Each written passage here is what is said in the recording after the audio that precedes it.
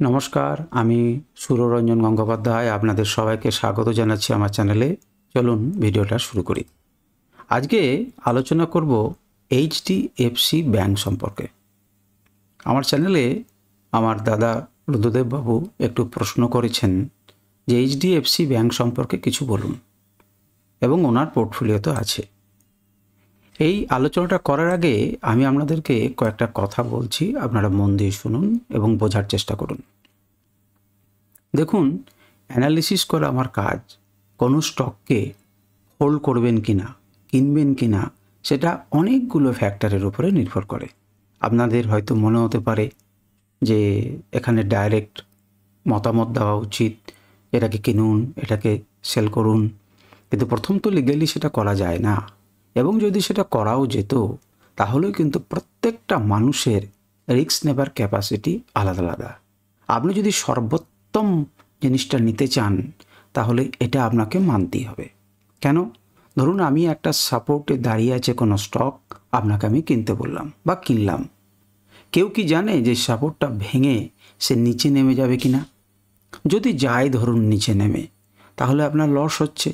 এখন এই লসটা আপনি কতক্ষণ পর্যন্ত সহ্য করতে পারবেন, সেটা কিন্তু আমার অজানা। আপনি সেটা বুঝে আপনাকে ট্রেড নিতে হবে। ইউটিউবে আমি একটা ভিডিও করছি, এখানে অজস্র লোক সেই ভিডিও দেখছেন। আমি তাদের ক্যাপিটাল জানি না, তাদের রিস্ক নেওয়ার ক্ষমতা জানি না। আমি কিভাবে এটা বলে দিতে পারি? আমি আলোচনা করতে পারি যে এটা শক্তিশালী লাগছে, এটা ভালো লাগছে স্টকটা, কিন্তু এখান থেকে নেমে গেলে পরের ধাপে সে সাপোর্ট নেবে বা তার সামনের রেজিস্ট্যান্সটাকে ব্রেক করবে কিনা, তা কিন্তু আমার জানা নেই। সামনের রেজিস্ট্যান্স আছে, আপনি সেখানে হোল্ড করবেন নাকি সেখান থেকে বেরিয়ে যাবেন। অনেক সময় স্টক সুন্দর করে একটা প্যাটার্ন তৈরি করে, কিন্তু অনেক সময় ট্র্যাপিংও করে। আপনাকে সেই সম্পর্কে সতর্ক থাকতে হবে। আপনি কতদিনের ভিউ নিচ্ছেন? লম্বা ভিউ 10 বছর, 15 বছর, 20 বছরের, নাকি এক সপ্তাহের, নাকি কয়েক দিনের, কয়েক সপ্তাহের, কয়েক মাসের, আমার জানা নেই। সুতরাং অনেক কিছু নির্ভর করে একটা জিনিসের ওপরে। স্টক ভালো, স্টক তো ভালো, এইচডিএফসি ব্যাংক খুবই ভালো। তো সুতরাং বুঝতে পারছেন, এই জিনিসটা কিন্তু মর্মে মর্মে উপলব্ধি করতে হবে। যদি আপনি সর্বোত্তম জিনিস চান, আপনাকে বুঝতে হবে অর্থাৎ আপনার নিজের ক্ষমতাটাকে বুঝতে হবে। স্টকের অ্যানালিসিস আমি করে দিতে পারি, কিন্তু সেই সাপোর্টে দাঁড়িয়ে থেকে একজন কিনবেন, কেউ অপেক্ষা করবেন সেখানটা বুলিশ কিছু ফর্ম করার জন্য, কেউ আরও বেশি অপেক্ষা করবেন, কেউ অল্প 50% কিনবেন, কেউ 30% কিনবেন এবং অ্যাভারেজ করবেন। অনেক রকম জিনিস হয়। যাই হোক, আমি জানি না আপনি কত দামে এইচডিএফসি ব্যাংকে কিনেছেন, কোন সময়ে কিনেছেন। আমি একটা জেনারেল আলোচনা করছি, যেটা প্রত্যেকের কাজে লাগবে। হয়তো সময় লাগছে, কিন্তু এটা প্রত্যেকের কাজে লাগবে। প্রথমেই দেখুন, চার্টে এইচডিএফসি ব্যাংকের লং টার্মের রিটার্ন এবং শর্ট টার্মের রিটার্ন আমি লিখে রেখেছি। এটা কেন লিখলাম? কারণ আমি জানি না যে আপনি কিভাবে ট্রেড করছেন। আমি জানানোর চেষ্টা করছি, যদি আপনার 10 বছরের ভিউ থাকে, এটা কি ভালো স্টক যেখানে আপনি ভালো রিটার্ন পেতে পারেন? আমি ছোট টার্মের জন্য করছি, 9 মাস, 7 মাস, 10 মাস, সেটা কি ভালো স্টক যে ভালো রিটার্ন দিচ্ছে কিনা? সুতরাং আমি কোন ধরনের স্টকে ইনভেস্ট করব, কোন ধরনের স্টকে ট্রেড করব, সেগুলোকে আগে বুঝতে হবে। আমি ট্রেডিংয়ের জন্য ব্যবহার করছি অল্প সময়ের জন্য, নাকি আমি লং টার্মের জন্য রিটার্ন করছি অর্থাৎ ইনভেস্ট করছি। এর উপর আবার নির্ভর করবে যে আমার পোর্টফোলিওতে আর কোন কোন স্টক আছে। কারণ কোনো স্টক আমাকে, যেমন স্মল ক্যাপ, মিড ক্যাপ, এগুলোকে রিস্ক আছে, এখানে কিন্তু রিস্কটা তুলনামূলকভাবে কম। অর্থাৎ দুম করে কিন্তু এইচডিএফসি ব্যাংক দ্রুত প্রচুর পড়ে যাবে না, তাহলে মার্কেটই তো ক্র্যাশ করে যাবে। কারণ কি নিফটি, কি ব্যাংক নিফটি, এইচডিএফসি ব্যাংকের ভূমিকা অসাধারণ। সুতরাং এইচডিএফসি ব্যাংক ধরে রেখেছে মার্কেটকে, এটা আপনি বলতে পারেন। কিন্তু সে কি খুব বেশি রিটার্ন দেয়? সেটার প্রমাণ আপনি আপনার চার্টে দেখতে পাচ্ছেন। সে কিন্তু খুব বেশি রিটার্ন দেয় না। আমরা প্রথমে লং টার্মের হিসেব করি। দেখুন, 5 বছরে রিটার্ন দিয়েছে মাত্র 46%। আপনি অন্য স্টকের তুলনা করুন, 5 বছরে কোনখানে রিটার্ন দিয়েছে? প্রচুর রিটার্ন দিয়েছে। অর্থাৎ লং টার্মে রিটার্নের ক্ষেত্রে এইচডিএফসি ব্যাংক তাঁর ইনভেস্টারের দিকে কি নজর রেখেছে?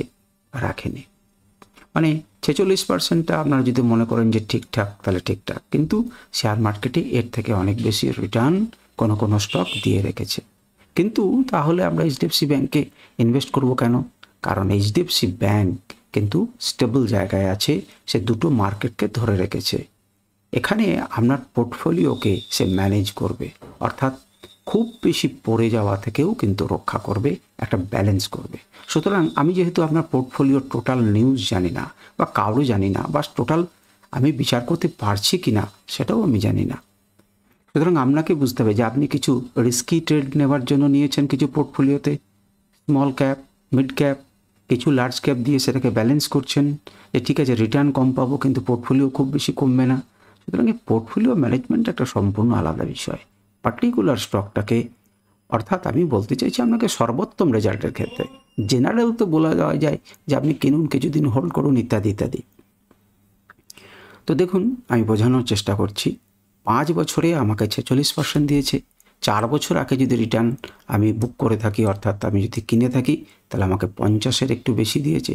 3 বছরে দেখুন কোনো রিটার্নই নেই, 5% রিটার্ন, এবং 2 বছরে 10% রিটার্ন, আর 1 বছরে মাত্র 0.8% রিটার্ন। অর্থাৎ কি 1 বছর থেকে একই জায়গাতে স্টকটা ঘোরাফেরা করছে। এই ডাটাটুকু দেখেই কিন্তু আমাদের এটা মনে হচ্ছে, আপনাকে এটাকে চিনতে পারতে হবে, তবে আপনি ভালো ইনভেস্টার হবেন। অর্থাৎ 1 বছর থেকে সে একটি রেঞ্জে ঘোরাফেরা করছে, একবার উঠছে একবার নামছে, কিন্তু আমার টাকাটা তো এনগেজ হয়ে আছে। এখন এটাকে ব্রেক করলে, এই রেঞ্জটাকে ব্রেক করলে আমি আবার রিটার্ন পেতে পারি। আর শর্ট টার্মে দেখুন কি অবস্থা, আমি যদি 9 মাস আগে করেছিলাম তাহলে আমি এখন মাইনাস রিটার্নে আছি। 6 মাস আগে কিনলে পরে 15% রিটার্নে আছি। তফাৎটা বুঝুন, 3 মাসের, এই 3 মাসটাই তখন আমরা ক্যাচ করতে পারিনি।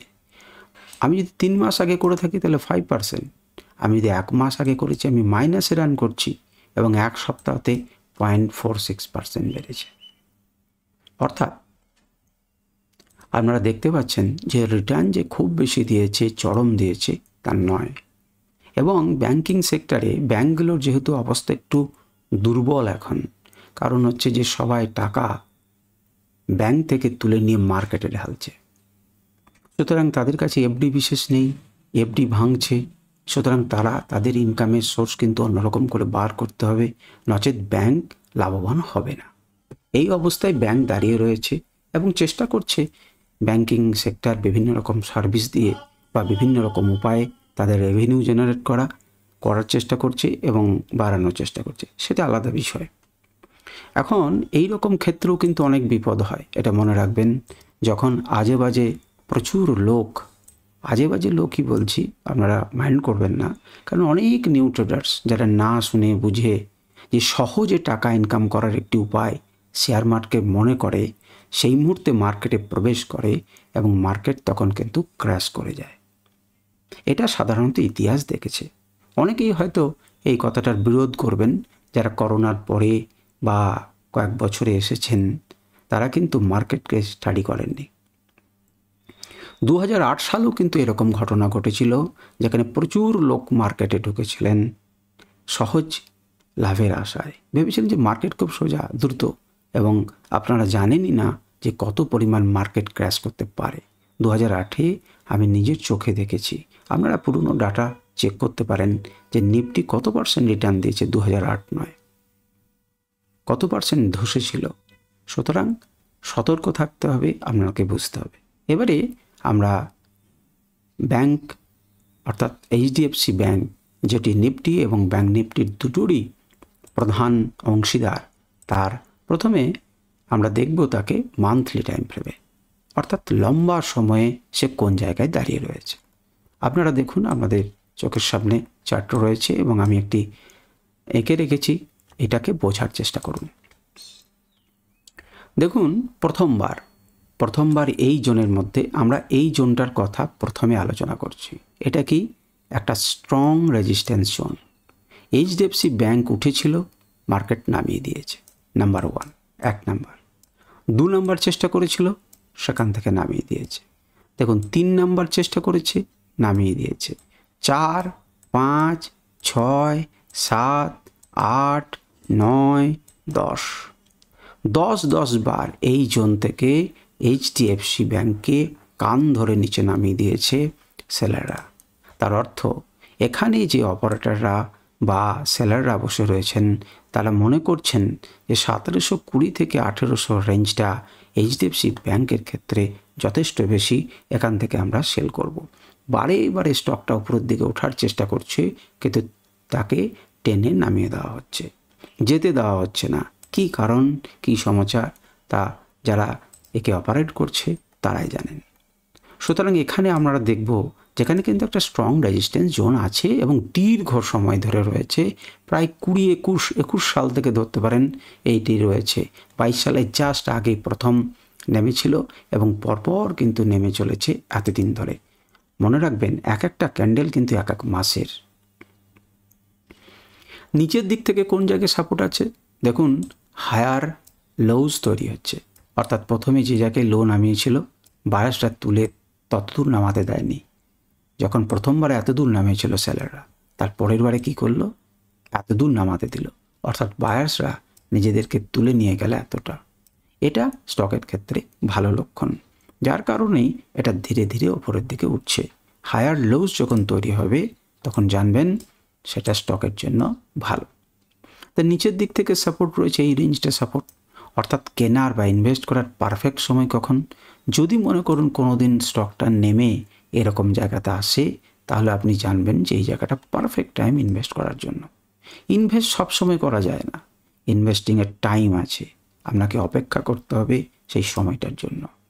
এই মুহূর্তে কি আমি ঢুকবো, সামনে কি রয়েছে দেখুন, একটা ট্রেন লাইন আমি এঁকে রেখেছি, যেখান থেকে বারে বারে ধাক্কা খেয়েছে। 1 নম্বর ধাক্কা, 2 নম্বর ধাক্কা, 3 নম্বর ধাক্কা, 4 নম্বর ধাক্কা, 5 নম্বর ধাক্কা, 6 নম্বর ধাক্কা।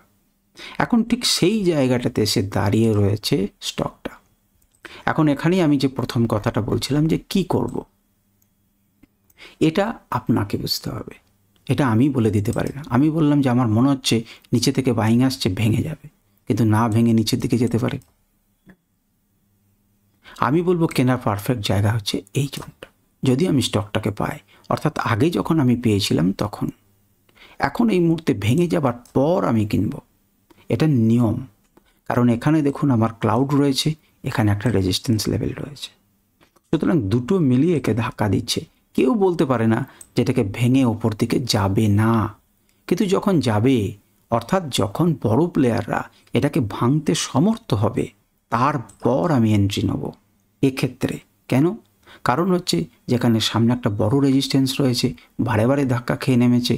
আমি এইচডিএফসি ব্যাংকের 200টা, 300টা, 400টা, 500টা, 600টা, 1000টা শেয়ার কিনবো, কিংবা 3টে শেয়ার কিনবো, সে কি ভেঙে দিয়ে এটাকে বার করে রাখার ক্ষমতা রাখে?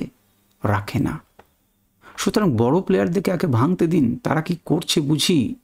এক্ষেত্রে, সব ক্ষেত্রে নয়, সুযোগ বুঝে মান্থলি ক্যান্ডেলে যদি ভেঙে দেয়, বুলিশ দেখায়, তখন আমরা উপরের দিকে যাব।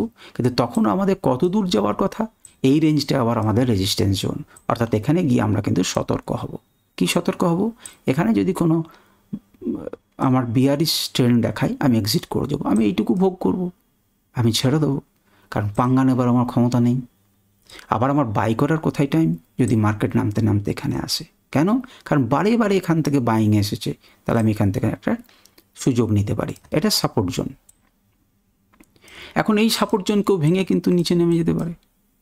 সুতরাং আমি যদি বলি এখানে কিনুন, এখান থেকে নিচে নামতে পারে, তখন কিন্তু আপনাকে আবার কি করতে হবে না, নিচে কিন্তু যখন ক্লাউডে ধাক্কা খাবে আপনাকে অ্যাভারেজ করতে হবে, কিংবা স্টপ লস নিয়ে বেরিয়ে যেতে হবে। এটাই হচ্ছে নিয়ম, এছাড়া দ্বিতীয় কোনো উপায় নেই। ক্লাউড দেখুন সুন্দর ব্যবস্থা দিয়েছে। আপনাকে যখন আগেরটাতে নিচে এসেছিল, দেখুন বাইংয়ের অবস্থা, এখন এখান থেকে সাপোর্ট নিয়েছে। যখন এখান থেকে মার্কেট উঠছিল, তখন এখানে কেনার কথা ছিল, কারণ ক্লাউডের উপরে উঠে গেছে, আমি এখান থেকে কিনবো, একটা চান্স নেব। স্টপ লস হচ্ছে নিচেরটা। এই ট্রেন্ড লাইনটাতেও আপনি কিনতে পারতেন। এগুলো ছিল পারফেক্ট সময় আপনার বাই করার। এখানে আমি কিনতে পারতাম। কেনার জায়গা জানবো কী করে না, এখানে যখন একটা ট্রেন্ড লাইন তৈরি হচ্ছে এবং একটা বুলিশ ফর্ম তৈরি হচ্ছে, এটা ওপেন লো ক্যান্ডেল, এটা একটা ওপেন লো, যেখানে সেলার্সরা এর নিচে নামাতে পারেনি, ওপেনই হয়েছে, এমন জায়গা থেকে যে সেখান থেকে মার্কেটকে উঠিয়ে নিয়ে গেছে। সুতরাং সেখান থেকে আমরা কিনতে পারি। আমাদের এটাই টাইম ছিল এবং আমাদের এক্সিট করার টাইম হচ্ছে এটা বা এটা রেজিস্ট্যান্স জোনে। যদি রেজিস্ট্যান্সকে ভেঙে আবার উপরের দিকে যায় আবার এন্ট্রি নেব, আর যদি নেমে যায় তাহলে নেমে গেল। সুতরাং এইভাবে আপনি এখানে স্টপ লস ব্যবহার করতে পারতেন যে এত দূর গেল, যদি আবার নিচে নেমে এখানে সাস্টেন করে তাহলে থাকবো, নিচে নেমে গেলে বিছে দেবো। তো এইটা হচ্ছে ট্রেডিংয়ের উপায়। যে কোনো টাইম ফ্রেমেই হোক না কেন আপনাকে এক্সিট রুলটাও তো জানতে হবে। মান্থলি টাইম ফ্রেমে সে এখন দাঁড়িয়ে আছে সামনে রেজিস্ট্যান্স এমন জায়গায়। এখন আপনি কোনখানে ঢুকেছেন? আপনি মনে করুন অনেক নিচে ঢুকেছেন, 1300-1400-তে ঢুকেছেন, তাহলে আপনি এই জায়গাটা বা এর নিচে একটা স্টপ লস দিতে পারেন, বা এখানে এলে পরে আবার অ্যাভারেজ করতে পারেন যে আমার মনে হচ্ছে উপর থেকে যেতে পারে, অ্যাভারেজ নিতে পারেন। আপনাকে এটা এই যে দাগটা রেখেছি এটা কিন্তু একটা স্ট্রং সাপোর্ট জোন, এখানে এসে সে কিন্তু আবার উপরের থেকে যেতে পারে, কিন্তু খুব যদি বিয়ারিশ থাকে ভেঙে যাবে, তখন আপনাকে স্টপ লস নিয়ে বেরিয়ে যেতে হবে। এই মুহূর্তে সামনে একটা রেজিস্ট্যান্স আছে এবং ধাক্কা খাচ্ছে মান্থলি টাইম ফ্রেমে। যদিও মাস এখনও অনেক বাকি, এখনও অনেকগুলো দিন বাকি, তারপরে যদি ওপর উঠে ক্লোজ হয় তাহলে সেক্ষেত্রে বুলিশ হয়ে যাবে। আমি তো ট্র্যাক করতে পারবো না প্রত্যেক দিন, আপনাকে আমি বলে রাখছি, আপনাদেরকে বলে রাখছি, আপনারা ট্র্যাক করুন। এবার ছোট টাইম ফ্রেমে এর থেকে কী করছে আমরা দেখি। আমি উইকলি দেখছি না, আমি এরকমভাবে ডেলি টাইম ফ্রেমে দেখছি। ডেলি টাইম ফ্রেমে কী অবস্থা দেখুন। ডেলি টাইম ফ্রেমে দেখুন এখানেও একটা রেজিস্ট্যান্স আছে। আপাতত এই রেজিস্ট্যান্সের উপরে উঠলে পরে তবেই আমরা বুলিশ বলতে পারবো। অর্থাৎ মার্কেট কিন্তু বড় বড় সেলাররা দেখুন দ্রুত নামিয়েছে, দেখতে পাচ্ছেন এখান থেকে দ্রুত নামিয়েছে। আজকেও দেখুন এই জায়গাতে ওপেন হয়েছে এবং এখানে নেমেছে। এখন মার্কেট চলছে। আজকে 10ই সেপ্টেম্বর 2024 9:47 বাজছে এই মুহূর্তে। দেখুন মার্কেট নিচে নেমেছে এবং আমি আমার ইন্ডিকেটর দিয়ে আপনাদেরকে দেখাচ্ছি যে কোন জায়গা থেকে কি হতে পারে। তো ঠিক আছে, এখান থেকে সাপোর্ট আপনি যদি ডেলি টাইম ফ্রেমে হিসেবে কাজ করতে চান, তাহলে মার্কেট যদি নামতে নামতে এখানে আসে তাহলে এখানে কেনার কথা। কিন্তু মনে করুন এখানে কিনে বাউন্স ব্যাক করলো, কত দূর অপেক্ষা করবেন? যেখানে আমার রেজিস্ট্যান্স আছে সেই পর্যন্তই হচ্ছে আপনার টার্গেট। আর যদি দেখেন যে মার্কেট এখানে কেনার পরে নিচে নেমে যাচ্ছে, পরের দিন যদি নিচে ওপেন হয় তাহলে আপনি এখানে কিন্তু একটা সাপোর্ট আছে, এত দূর সহ্য করতে পারেন। তার নিচে এলে পরে আপনাকে বিছে দিতে হবে, আপনাকে স্টপ লস নিতে হবে। এটা হচ্ছে ট্রেডিং, উপায় কিছু নেই। তো এরপর আমি এই ছবিটাকে বন্ধ করে দিচ্ছি, আমি আমার ইন্ডিকেটরটা প্রয়োগ করছি। দেখুন ইন্ডিকেটর কি বলছিল, ইন্ডিকেটর বাই সিগন্যাল দিয়েছে এর উপরে, আপাতত এর উপরে বাই সিগন্যাল দিয়েছে। যদি এর উপরে ওঠে তাহলে আমরা বাই করতে পারবো ডেলি টাইম ফ্রেমে, নচেত নয়। ক্লাউড কি বলছে দেখুন, ক্লাউডকে ভেঙে বেরিয়ে গেছে। আগের দিন কি হয়েছিল, ক্লাউডে ধাক্কা খেয়েছিল, ভাঙেনি, ওপেন হয়েছে। ওপেন থেকেই যে জায়গাটা রেজিস্ট্যান্স আছে সেখান থেকে দ্রুত ফল করছে। দেখুন কোন জায়গায় রেজিস্ট্যান্স ফেস করছে, এখান থেকে রেজিস্ট্যান্স ফেস করছে, দ্রুত নিচে নামছে। এই অবধি হয়তো এসে দাঁড়াতে পারে বা আরও নিচে আসতে পারে, ক্লাউড পর্যন্ত আসতে পারে, ক্লাউড থেকে সাপোর্ট নিতে পারে। তাহলে ক্লাউডেও কিন্তু আপনি এখানে এসে কী নিতে পারেন, সাপোর্ট নিতে পারে, এখানে কিনতে পারেন। যে এইভাবে যে ট্রেন্ড লাইনটি এঁকেছিলাম সেটা এখান থেকে সাপোর্ট নিতে পারে। আমি এবার ছবিটাকে অন করছি। দেখুন এই জায়গাটাতে কি পজিশন দেখছেন, এখানে ক্লাউড এবং আমার দুটো লেভেল মিলিয়ে একটা জোন, অর্থাৎ এটা একটা স্ট্রং সাপোর্ট জোন। তাহলে মার্কেট এখানে এসে আমাকে কিনতে গেলে পরে এখানে কিনতে হবে। মার্কেট পড়ছে আপনারা দেখতেই পাচ্ছেন। এটা হচ্ছে ডেলি টাইম ফ্রেমে আলোচনা। এবারে আমি 1 ঘন্টায় আলোচনা করছি। 1 ঘন্টা টাইম ফ্রেমটা একটু দেখুন। 1 ঘন্টা টাইম ফ্রেমে আমি একটা অন্যরকম ছবি এঁকেছি, আপনারা দেখুন সেটা। দেখুন এখান থেকে কাছাকাছি থেকে সে নিচে নেমেছে, এখান থেকে কাছাকাছি নিচে নেমেছে, নিচে নেমেছে, নিচে নেমেছে এবং এখানে দাঁড়িয়েছিল মার্কেট শুরু। যখন আমি এঁকেছিলাম তখন এখানে দাঁড়িয়েছিল। মার্কেট কি করলো দেখুন, এখানে ওপেন করলো, কিন্তু যেহেতু এখান থেকে বারে বারে নেমেছে আপনারা দেখতে পাচ্ছেন রিপিট করলো ইতিহাস, নিচে নামলো। 1 ঘন্টাতে লম্বা নেমেছে, অর্থাৎ এখানে যখনই আমি ছোট দেখব যে কোনো বিয়ারিশ সিগন্যাল তখন আমি এটাকে শর্ট করে দেবো। আমি 1652-58তে শর্ট করব, এখন 1639 রয়েছে। আমি অপশানে ট্রেডিং করতে পারি, পারফেক্ট সময় যদি আমি আইডেন্টিফাই করতে পারি যে এটা সেলার্সদের জোন, এখান থেকে বেরিয়ে যাবে। কিন্তু আমি কোন ছবিটা এঁকে রেখেছি সেটা দেখুন। এখানে একটা হেড অ্যান্ড শোল্ডার প্যাটার্ন তৈরি হচ্ছে, এটাকে বলে হেড মাঝেরটা, আর দুদিকে দুটো শোল্ডার। সেই শোল্ডারটা যদি ব্রেক করে তাহলে পরে আমরা কি বলতে পারি যে এটা বুলিশ প্যাটার্ন। সে ওপরের দিকে ব্রেক করবে, তারপরে এই অঞ্চলটাকে রিটেস্ট করবে এবং তারপর ওপর থেকে যাবে। এটা গ্রামাটিক্যালি ঠিক, কিন্তু অনেক সময় স্টক এখান থেকে উঠে যায় আর নিচে নামে না। আর বেশিরভাগ ক্ষেত্রে যদি ঠিকঠাক ব্রেকআউট ঘটে তাহলে পরে কিন্তু ব্রেকআউট করার পর রিটেস্ট করবে এই লেভেলটা। কিন্তু এখানে দেখুন, এখানে হয়েছে ঠিকই, এই মুহূর্তে ওপেন হয়েছিল, ওপরের দিকে গিয়েও ছিল, অনেকে কিন্তু বাই করে নিয়েছে। এইটাই ট্র্যাপিং। মনে করুন প্রথমেই যখন ওপেন হচ্ছে এত দূর, তখন তো আপনি গ্রিন দেখতে পাচ্ছেন এই জোনটাকে, এত দূর পর্যন্ত হাই, সেই মুহূর্তে অনেকে এন্ট্রি করলো। ক্লোজিংটা ইম্পর্ট্যান্ট, ক্লোজ করতে হবে এর উপরে, কিন্তু ক্লোজ না দেখেই অনেকে বাই করেছে এবং তাদের একজনকেও বেরোনোর সুযোগ দেয়নি, নিচে নামিয়ে দিয়েছে লম্বা করে। অপেক্ষা করেছে আপনাকে এখানে স্টপ লস দিয়ে বেরিয়ে যেতে হবে। তো সুতরাং আমরা দেখতে পাচ্ছি ডেলি টাইম ফ্রেমে আবার যখন এটার উপরে ক্লোজ দেবে, আপনি যদি নিউ এন্ট্রি বানাতে চান তার উপরে বানাতে পারেন। আপনি রিস্ক নিয়ে এখানে বাই করতে পারেন, কারণ এখান থেকে বারবার দেখছেন বাউন্স ব্যাক করছে, আপনি রিস্ক নিতে পারেন। এখান থেকে বাই করলেন, উপরের দিকে যদি যাওয়ার চেষ্টা করে খুবই ভালো কথা, তাহলে আমি স্টপ লস রেখে দেবো এখানে, এর নিচে নেমে গেলে আমি বেরিয়ে যাব। এটা হচ্ছে 1 ডে টাইম ফ্রেমে, 1 আওয়ার টাইম ফ্রেমে। তো এই হচ্ছে আপনার আলোচনা। এইভাবে স্টকে ট্রেড করতে হয় টেকনিক্যাল অ্যানালিসিস দেখে শুনে।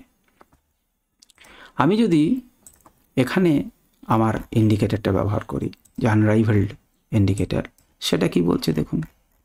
সেটা দেখুন বাই অ্যাভাব দিয়ে রেখেছে এই অঞ্চল। আচ্ছা, এই অঞ্চল যদি বাই অ্যাভাব দিয়েই থাকে এবং কেউ যদি এখানে বাই করে থাকে, তাহলে সে কি লাভ করলো? দেখুন দ্বিতীয় দিনই এই টার্গেট সে ফুলফিল করেছে, এবং তৃতীয় দিনে যদি সে অপেক্ষাও করে থাকে, তাহলে তৃতীয় দিনেও দেখুন এই টার্গেট এবং তারপর এই টার্গেট থেকে ফুলফিল করেছে। আপনাকে বুঝতে হবে যে আপনি টার্গেট লাগালেন, তার নিচেই টার্গেট আমাকে স্টপ লসে বেরিয়ে যেতে হবে।